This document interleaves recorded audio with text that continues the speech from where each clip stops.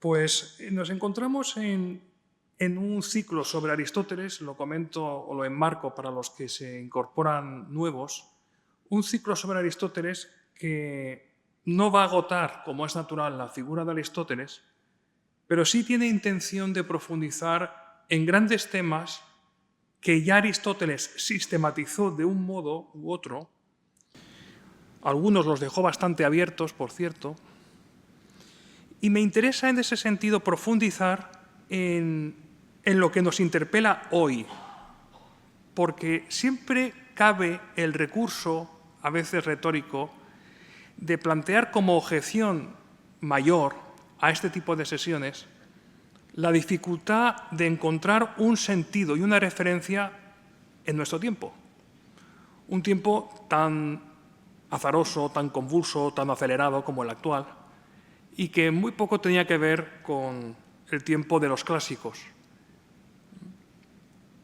Un tiempo en el que había, digamos, una diferencia sustancial.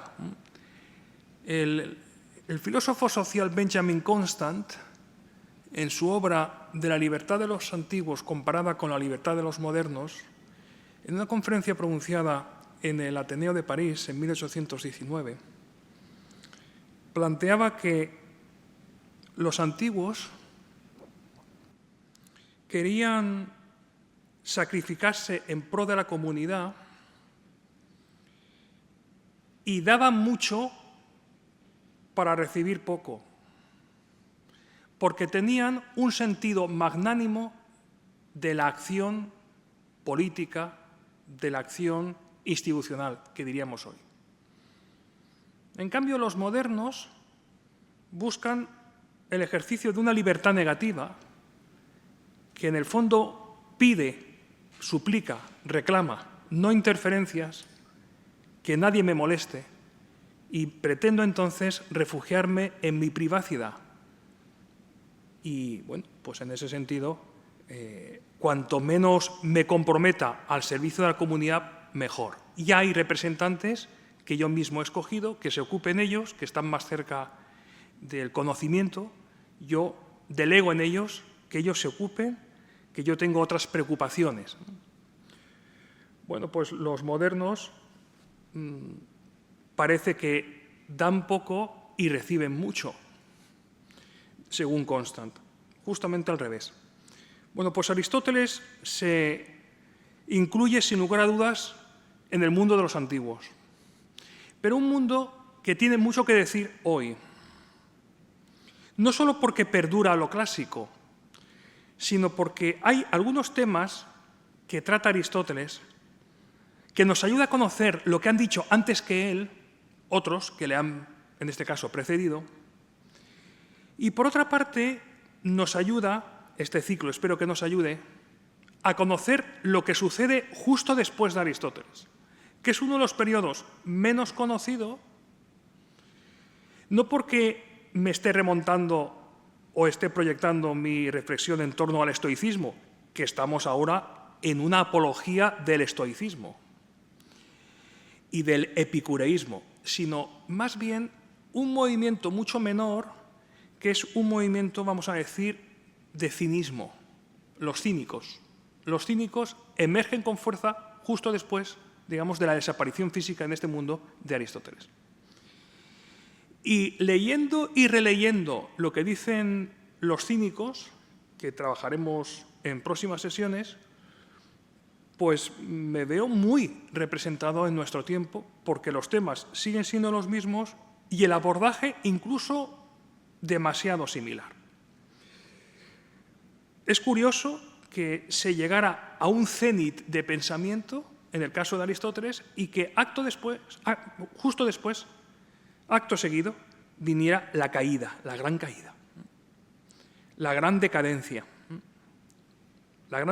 de Grecia.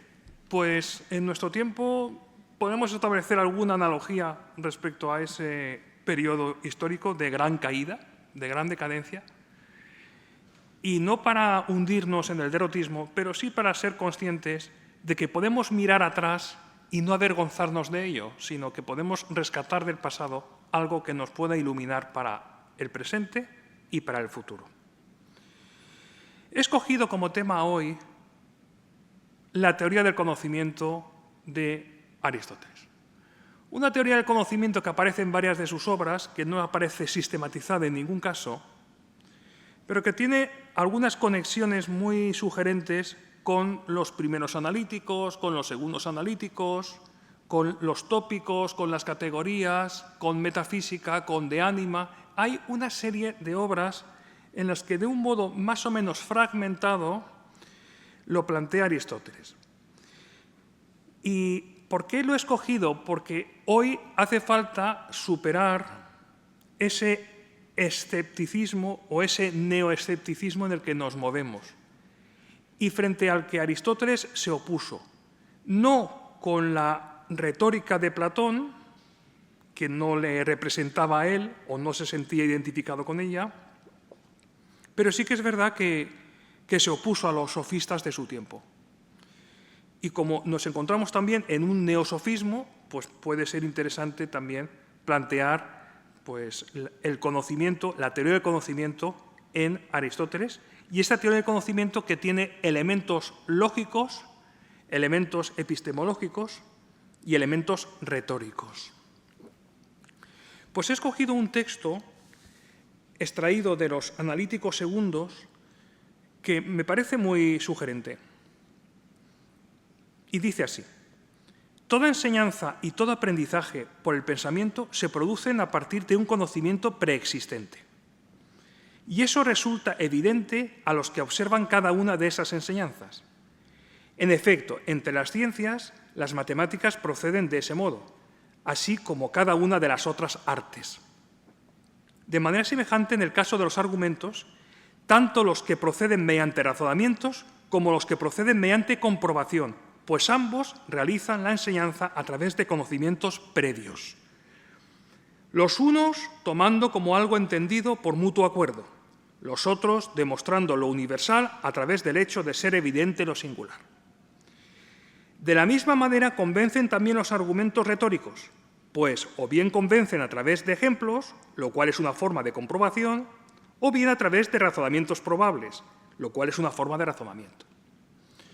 Bueno, pues como sugería antes Pedro, en Aristóteles se puede conocer la realidad tal como es.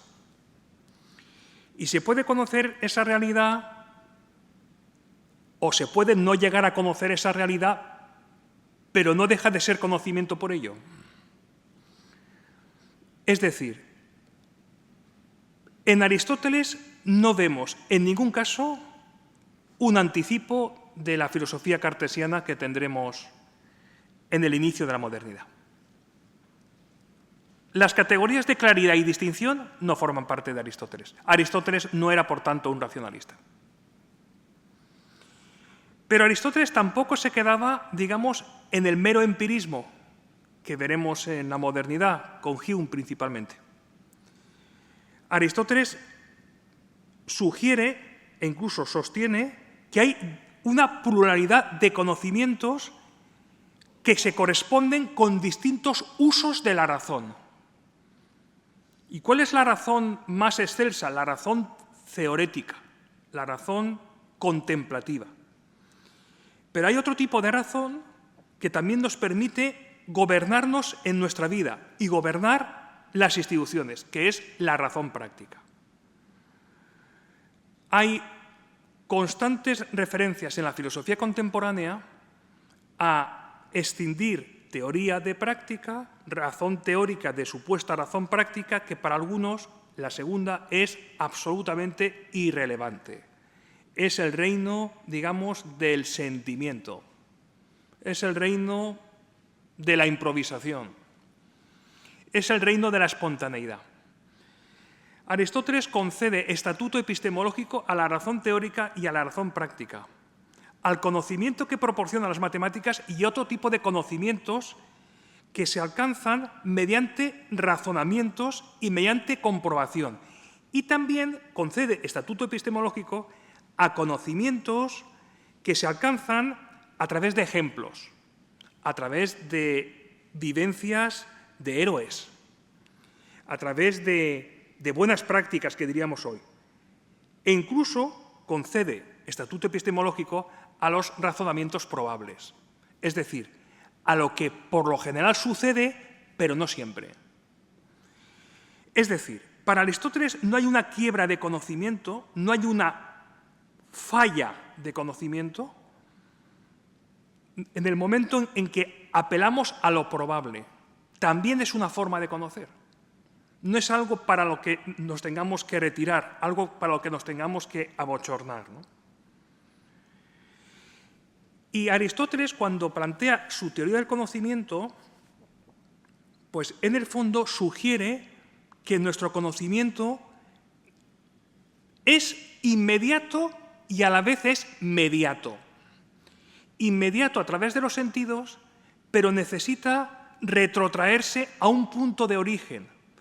Y ese punto de origen tiene el carácter de axioma, el carácter de primer principio del que no cabe un retroceso ulterior, del que no cabe una inversión supuesta de la carga de la prueba a propósito de la validez de ese primer principio. Porque si así fuera, no podríamos argumentar ni contraargumentar, porque no habría ningún punto de referencia sólido. Y creo que ese es uno de los dramas de nuestro tiempo, que no encontramos el punto de origen. Es decir, que si nos proponemos reflexionar, en algunos casos, no salimos, como diría Wittgenstein, de un regreso al infinito. Y como no queremos seguir en ese regreso al infinito, suspendemos el juicio. Y cada cual expresa sus sentimientos, expresa sus vivencias e incluso hace victimismo de esas propias vivencias y saca incluso rédito mediático.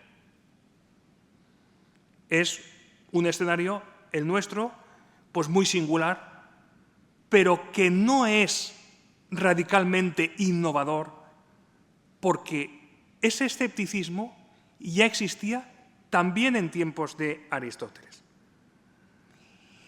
¿Y a quién se oponía Aristóteles cuando hablaba de este conocimiento que los escépticos, que los sofistas ponían en duda? Pues se refería a Menón, que era un sofista que merece un diálogo platónico y que plantea una aporía, es decir, una problemática aparentemente insoluble, es decir, sin solución. Decía Menón lo siguiente, se lo transmitía a Sócrates en un diálogo platónico que da nombre al propio Menón. No podemos aprender ni lo que sabemos, pues entonces ya lo sabemos, ni lo que no sabemos, pues entonces ignoramos qué es lo que hay que aprender.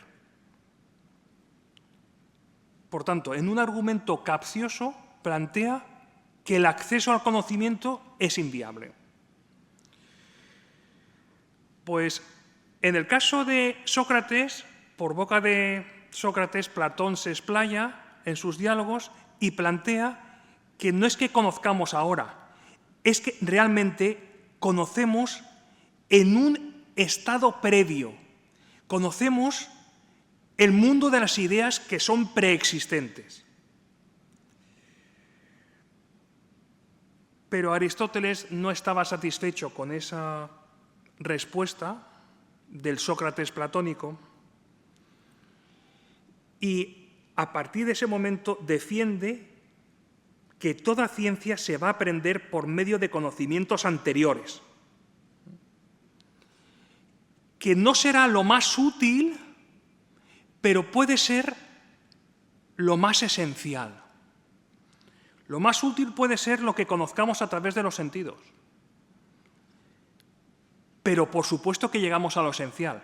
Y si no llegáramos a lo esencial, dirá Aristóteles, no hay filosofía. Diríamos hoy, hay una discusión bizantina o hay una discusión, bueno, entre retóricos y pseudoretóricos, etc.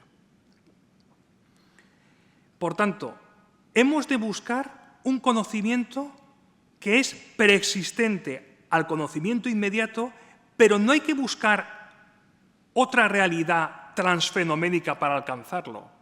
No se trata de ir a un mundo de ideas, sino se trata de ir, dirá Aristóteles, a la filosofía primera, a la filosofía de los primeros principios. Conviene tener en cuenta que Aristóteles nunca empleó el término metafísica como tal, aunque sea conocido mundialmente por su obra, por su gran obra metafísica. Andrónico de Rodas, ordenando los escritos de física y de más allá de la física, incluyó el nombre de metafísica.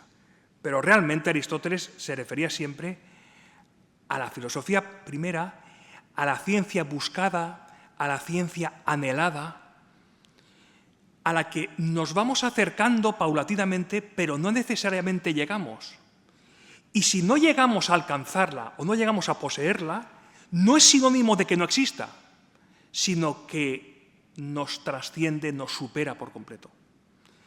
Por tanto, en Aristóteles aparece la primera versión de lo que luego Santo Tomás va a desarrollar con profusión, que es el ser humano, el individuo, como buscador de la verdad. Una verdad inagotable, una verdad que nos precede, que nos guía, que nos orienta y que no necesita imponerse porque tiene una fuerza connatural. Ese es el conocimiento que Aristóteles sugiere. Y para Aristóteles, el conocimiento por antonomasia, el conocimiento riguroso, pues vendría de la mano del conocimiento, digamos, silogístico, el conocimiento deductivo. Y es la lógica y son las matemáticas las disciplinas que por su formalidad están en disposición, precisamente porque versan sobre formas y no sobre materia, están en condiciones de proporcionar argumentos, bueno, pues que son, vamos a decir, incontrastables. Argumentos que son de suyo lógicos o de suyo válidos. Pero Aristóteles también plantea que la validez lógica no significa necesariamente una verdad en clave de argumentación, verdad en clave de filosofía primera. Es decir, que una cosa es la lógica, una cosa es una premisa lógica y otra cosa es una verdad que es el resultado de un desarrollo de la filosofía primera. Y en este punto Aristóteles puede no ser bien juzgado en nuestro tiempo, porque muchos en nuestro tiempo, incluso desde la tradición personalista, plantean serias reservas al lenguaje de las categorías que emplea Aristóteles como un lenguaje muy ajeno al mundo de lo que hoy llamamos el ser personal, de lo que hoy llamamos ser persona. Nos encontramos como un ser que habla de sustancia, que habla de accidentes, pero que no habla, digamos, de corporalidad, que no habla de esa unidad indisociable entre cuerpo y alma. Ya digo que hay distintas críticas sobre ello, pero Aristóteles realmente no es que no deje paso a los afectos, que también los incluye, por supuesto, sobre todo cuando habla de la razón práctica, sino que Aristóteles, además de promover y defender como conocimiento por antonomasia la deducción, también sugiere que existe un conocimiento por vía de la inducción, partiendo de lo sensible y llegando a lo más inteligible, a lo que podemos llegar a penetrar si tenemos una cierta limpieza, un cierto hábito virtuoso de no quedarnos en las sombras, de no quedarnos en las apariencias. Pero eso requiere pues todo un hábito, toda una fortaleza. La filosofía de Aristóteles es una filosofía que resulta radicalmente abierta, aunque algunos la consideren como un sistema que concluye la Grecia clásica. A mi modo de ver, es una filosofía radicalmente abierta y que no queda impugnada por las críticas que se hace a la metafísica desde la filosofía moderna y contemporánea. Es decir, hay atisbos de resistencia en el caso de la filosofía de Aristóteles. Aristóteles es un gran desconocido en nuestro tiempo en lo que a teoría del conocimiento se refiere, y es más bien conocido pues, en el campo pues, de la ética, en el campo de la amistad, libros 8 y 9 de la Ética Nicómaco, incluso alguna referencia política a su teoría de la justicia, y considero que Aristóteles es el gran desconocido del mundo clásico en lo que a conjunción de saberes y delimitación de saberes se refiere. Y quería añadir un aspecto más antes de que tengamos ocasión de iniciar el coloquio. Aristóteles no era afín a este planteamiento de nuestro tiempo de escindir como si de compartimentos estancos se refiere a las distintas disciplinas. Eso por una parte. Y en segundo término, Aristóteles, aunque distinga las ciencias particulares de las ciencias de los primeros principios, en el fondo no menosprecia las ciencias particulares. Lo digo porque en ocasiones los cientificistas de nuestro tiempo consideran que ahora que estamos en el paradigma dominante de la ciencia, ahora sí es cuando podemos desterrar ciertos tabúes, ciertos clichés, ciertos misticismos. ¿No? Aristóteles no caería enredado, digamos, en esta crítica. Aristóteles deja poso a la influencia valiosa que él considera y que además practicó, sobre todo en los últimos años, a propósito del ejercicio de la física y sobre todo del ejercicio de la biología. Porque los últimos escritos precisamente de Aristóteles no son de metafísica. La metafísica es lo que está más allá de la física en su obra. Realmente los últimos escritos de Aristóteles son escritos de corte naturalista, de corte biológico. Por tanto, el preludio, digamos, de la sistematización de la biología, pues un primer preludio lo tenemos en Aristóteles. Por tanto, es un filósofo que merece un análisis cuidadoso y, a mi modo de ver, en una escuela como esta, es muy pertinente incluir el post-aristotelismo. El post-aristotelismo inmediatamente posterior. Ya digo que es muy pertinente porque es el modo, digamos, de rastrear algunas raíces del pensamiento actual y ver, por otra parte, cómo los grandes sistemas filosóficos, a pesar de su cierta universalidad, pues no pronuncian la última palabra, sino que hay una cierta nota de falibilidad y, por tanto, hay una necesidad, como diría Karl Popper, el filósofo de la ciencia del siglo XX, hay una necesidad de una búsqueda sin término, una búsqueda permanente de la verdad, a sabiendas de que lo que conocemos como verdad pues son intentos de aproximación más o menos factibles, pero nunca, digamos, para alcanzar la plenitud. La plenitud en esta vida resulta bastante pretenciosa querer asumirla. Aristóteles no habla de una vida más allá de esta, habla de un primer motor inmóvil que, digamos, orienta, dirige, concede un impulso y explica la causalidad última y la causalidad final de todo aquello que nos circunda. Será Santo Tomás quien concederá un estatus trascendente a este mundo que se nos acaba, a este mundo que se nos va de las manos, a este tiempo efímero. Pero bueno, estamos hablando de aproximaciones previas y posteriores a la irrupción del cristianismo en la historia, con todo lo que ello conlleva. Pero ya digo, si queremos ver una primera sistematización de la filosofía, la encontramos en Aristóteles. Y si queremos encontrar antecedentes remotos del momento actual, lo encontramos en los primeros siglos antes de Cristo, en los que aparecía en escena de forma rutilante el escepticismo y, sobre todo, la devaluación de todo lo recibido a través de la Academia de Platón y del Liceo de Aristóteles. La denigración incluso, el repudio.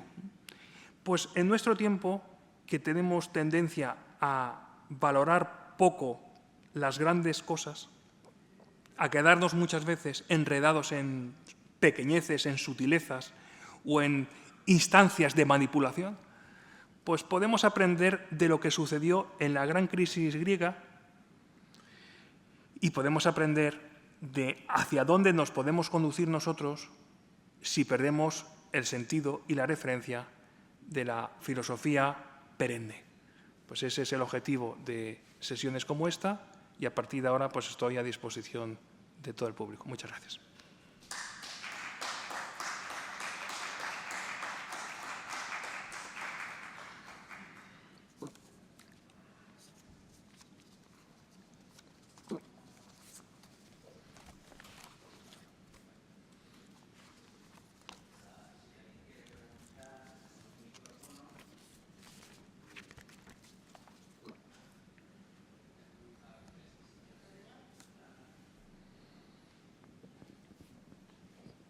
He quedado un poco despistado respecto al contenido del título sobre los conocimientos previos de Aristóteles y ha seguido haciendo un análisis de la filosofía en sí de Aristóteles.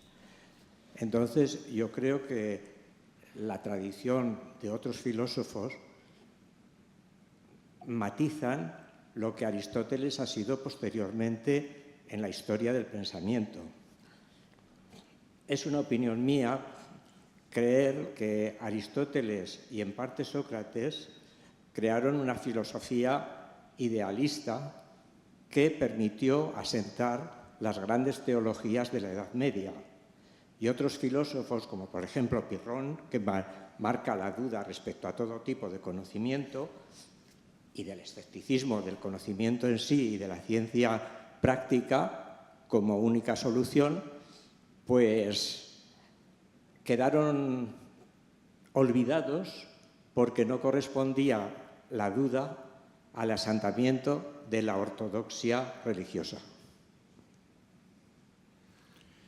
Sí, evidentemente el influjo, digamos, de lo que está usted hablando de ortodoxia religiosa, pues evidentemente pues, categorizó distintas tradiciones filosóficas y realzó algunas y menospreció, vamos a decir, otras. O sea, eso sí que es verdad. Y algunas tradiciones que hoy llamamos escépticas, pues deberían estudiarse mucho más en profundidad de lo que se ha venido haciendo hasta ahora. Yo considero que el filósofo, como amante de la sabiduría, debe estar abierto a conocer toda la historia de la filosofía, toda sin excepción, los periodos de máximo esplendor como los periodos supuestamente decadentes. Quizá conociendo en profundidad todas las obras de esos autores en periodos que han quedado bastante reducidos a la irrelevancia, pues quizá podemos encontrar o llevarnos alguna sorpresa y sobre todo alguna orientación para el momento presente y más allá. Por tanto, no soy yo quien esté abogando por una retirada de la mirada, de la atención respecto de ciertas tradiciones filosóficas menores, subrayo lo de filosóficas menores, pero sí que es verdad que no podemos comparar, porque resulta manifiestamente incomparable, pues el corpus aristotélico con las obras menores de autores pues, que vivieron unas circunstancias también personales muy, muy distintas, que tuvieron menos oportunidades también, que tuvieron mucha menos proyección, que no tuvieron escuela propiamente dicha y, por tanto, pues, se dedicaron, digamos, a la pars destruens, a la parte, digamos, destructiva, a la parte más crítica. Pero bueno, que no deja de ser relevante estudiarlo y considero, y le tomo la palabra en ese sentido, considero que una escuela de filosofía no puede hacer distingos y discriminaciones ni repudio de ningún tipo de tradición filosófica, porque incluso lo que aparentemente es menor, pues luego puede tener un sentido y una relevancia que convendrá estudiar por nuestro propio bien, claro. Una cosa más. Muchas veces cuando una persona está teorizando o filosofando, sus críticos o no sé cómo decirle, los que no están de acuerdo con la profundidad del pensamiento, dice que está en las nubes. Y es curioso que Sócrates, en parte reforzado por los diálogos de Platón, nos queda como un filósofo intocable, mientras que Aristófanes se reía profundamente de la filosofía socrática en su obra Las nubes. Las nubes, sí, sí. Pues eso iba a decirle, que bueno, que en el caso de Sócrates también es un personaje muy, muy controvertido, como todos sabemos, los que conocemos la figura socrática a través de los grandes historiadores de la filosofía antigua, claro está. Las referencias a Sócrates son referencias de quien no escribió y son referencias muchas veces que no sabemos llegar a distinguir entre el Sócrates real y el Sócrates platónico, pero lo que sí que está claro es que para algunos era un sofista más y tenía actitudes sofistas y conocía tanto a los sofistas, quizá porque no estaba en un extremo opuesto a los sofistas, sino que era, digamos, un sofista de salida, un sofista recalcitrante incluso, un sofista que quería, digamos, desmarcarse de su propia posición, ¿no? Por tanto, como es una figura controvertida, porque realmente no tenemos acceso a su obra como tal, sino que hablamos de un conversador incansable, un conversador en el que buscaba, digamos, aprender y, sobre todo, en ocasiones, también ridiculizar el supuesto conocimiento, el supuesto acervo de conocimientos del interlocutor, pero lo más llamativo, a mi modo de ver, en muchos diálogos platónicos, incluso del Sócrates no platónico, es que el resultado final de esos diálogos es inexistente, es decir, no se llega a ningún punto de acuerdo. Los interlocutores se despiden y quedan emplazados en verse en otra ocasión, pero tampoco hay nada que se alcance como incontrastable, como un punto de no retorno, etc. Y eso tiene un aspecto positivo, y es que la filosofía es esencialmente abierta, y por tanto esa dialéctica al infinito, vamos a decir, pues es una dialéctica que merece que la filosofía pues no se le confieran límites, no se le taxonomice de algún modo como hacen muchas tradiciones sociologistas en nuestro tiempo, que quisieran compartimentalizar la filosofía y, como dije alguna vez en este ciclo, pues convertirla, lo que llaman aquí en el Ministerio de Universidades, en el campo de conocimiento número 11, que es filosofía, historia, filología, humanidades. Pues si la filosofía es el campo 11, ya me dirán ustedes qué se entiende por otros campos, ¿no? Yo me pierdo, en la terminología burocrática me pierdo, lo reconozco.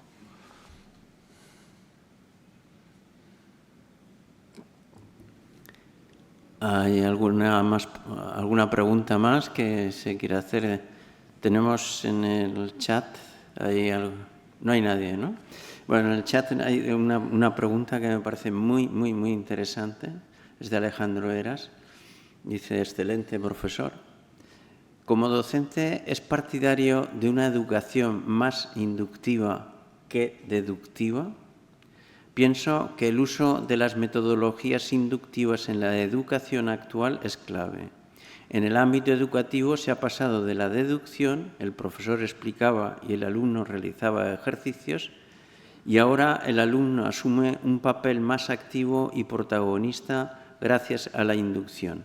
El alumno debe investigar para un mejor y mayor desarrollo personal. Gracias por su exposición.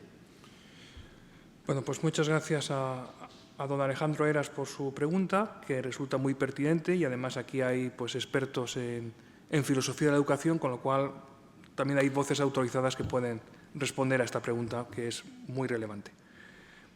Sí que es verdad que la inducción en el mundo de la educación ha hecho fortuna en estas últimas décadas, y sí que es verdad también que es bueno, de entrada, es bueno que haya lo que hoy llamamos, aunque sea una terminología bastante ambigua, el llamado aprendizaje autónomo por parte del alumno, donde el alumno no está pasivo esperando unos contenidos que serán de un color o de otro, sino que el alumno, digamos, asiste con proactividad y gestiona su propio aprendizaje buscando todo tipo de fuentes y generando un conocimiento pues, que luego lo comparte en el aula y los docentes pues, lo articulan, lo modelan, le dan forma.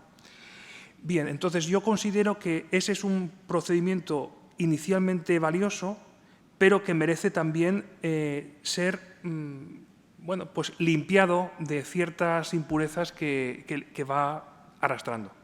La primera de ellas, a mi modo de ver, es la actitud que genera de pasividad por parte del docente.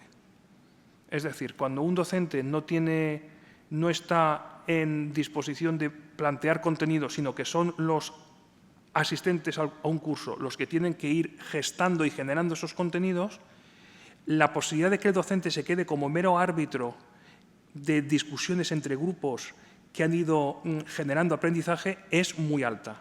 Y ese es un resultado pernicioso, porque al final el supuesto árbitro, en el fondo, es el que plantea, como si de un supermercado se tratase, una serie de productos y que cada cual escoja según le dé la gana. O sea, ese, a mi modo de ver, no es un conocimiento que busca la verdad, sino es un conocimiento donde al final el alcance retórico que se llega a tener a la hora de desear y expresar ese deseo convenciendo a otros respecto a mi posición, a mi postulado, pues acaba llevándose el premio o el protagonismo, etc. Y el docente queda en una posición totalmente descomprometida.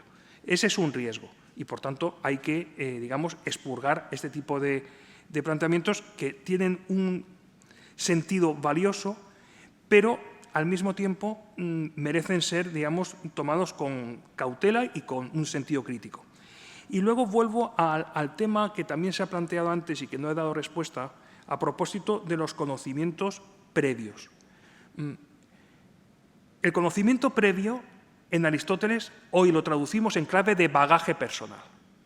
El bagaje es el conocimiento que tenemos histórico, el conocimiento que tenemos de nuestra propia historia, el conocimiento que tenemos de nuestra posición en el mundo, el conocimiento que tenemos de un recorrido que es capitaneado por una tradición de la que formamos parte, aunque repudiemos esa tradición. Pero en el fondo tenemos una tradición en la medida en que hablamos el idioma que hablamos.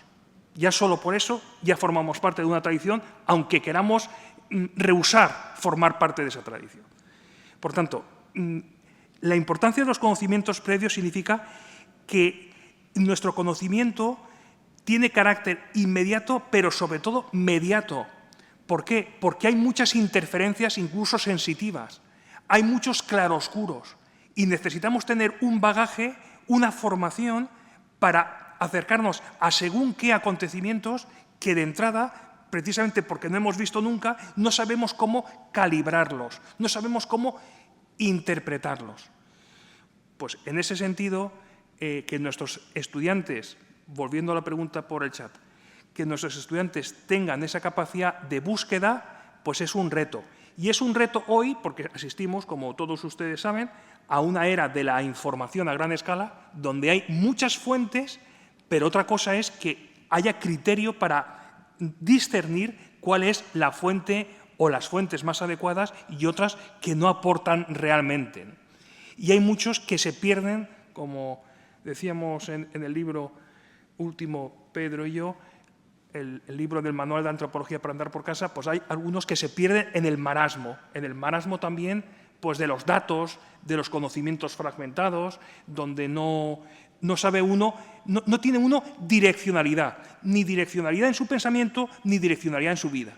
Y al final la cuestión es, bueno, ¿qué clase de persona quieres ser tú ahora, adolescente? ¿Qué clase de persona quieres ser en el futuro? ¿Dónde te ves en 5 años?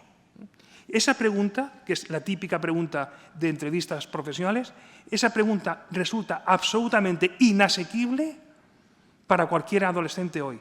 ¿Por qué? Pues porque viviendo en la cultura del clic, en la cultura de la instantaneidad, resulta inverosímil proyectarnos a 5 años vista, pero ni a 5, ni a 4, ni a 1. Es decir, vivimos al día. Y cuando uno vive al día, pierde proyección. Se centra en el corto plazo y se centra en sobrevivir, que no significa vivir bien, que no significa hacer acopio de conocimientos de forma ordenada. Vive, digamos, de la fugacidad del instante, del momento en que elige y cree que elige cualquier cosa y a lo mejor solamente elige entre marcas de electrodomésticos o de aparatos electrónicos de carácter audiovisual, ¿no? Por tanto, todo un desafío para la educación, la combinación de la docencia magistral y de la docencia donde los alumnos son parte activa, pero eso sí, una parte guiada por parte del docente, que resulta más necesario que nunca precisamente por la toxicidad que hay con una información que es desinformadora por excelencia.